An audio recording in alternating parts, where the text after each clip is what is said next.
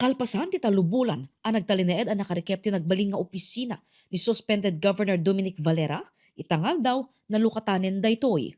Babaen iti presensya dagiti kameng ti PNP, DILG, Inventory Committee ti Kapitolyo ken Acting Governor Attorney Russell Bragas nalukatan ti nakalak aruangan ti opisina. So what I did now is I asked the former provincial administrator, Sir Michael, and some of their staff before, which are still now with the provincial government, to act as witness.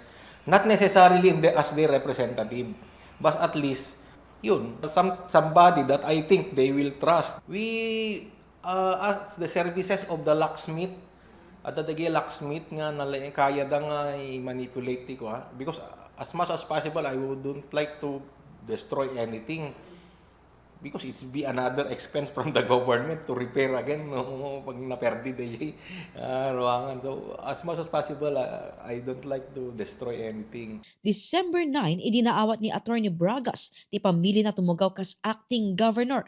Ket sipo ti agingga iti agdama iti opisina ti vice-gobernador ti os-osaren na. Iti likodan ti narigget a serbisyo ti gobernador nagbalin a limitado ti transaksyon iti opisina. Ngemitan tanalukatanen ti governor's office ngagserbi kas opisina na inpasingked na tinan-anayas a transaksyon. Actually, the limitation is space talaga. We bear with it talaga.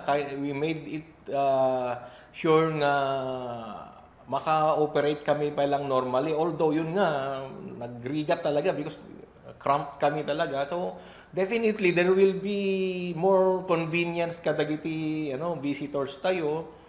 And also the working people, the staff, because there will be sufficient space to work on. Ganon. Ti kinaawan ti na-turn over at tulbag ti kangrunan arason ti saan pa nakalukat iti opisina. Madyak mat kayat nga force open because baka maperdi mo tayo ruangan si siyempre. So man pasimpat ito manan. And I'm giving utmost courtesy to the suspended governor.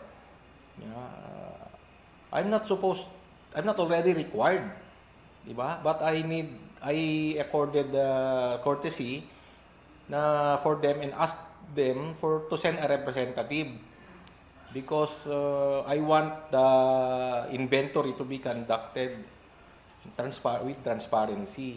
Awan ti mapu. Actually, so the purpose nga nga ma-inventory, diba? You don't want anything to get lost or misplaced. So, the inventory team actually made the request for them to send a representative, but they ignored the request. So, I think we sent at least 2 formal requests already. Dagos ang nayuswat ti inventory apaman ang nalukatan ti opisina. Kuna ti Provincial General Services Office when PGSO, rumbeng ang maitali dagiti actual alinaon ti opisina ken iti listaan da. Mailasin met dagiti personal a gamit pakairamanan dagiti tallo a vault.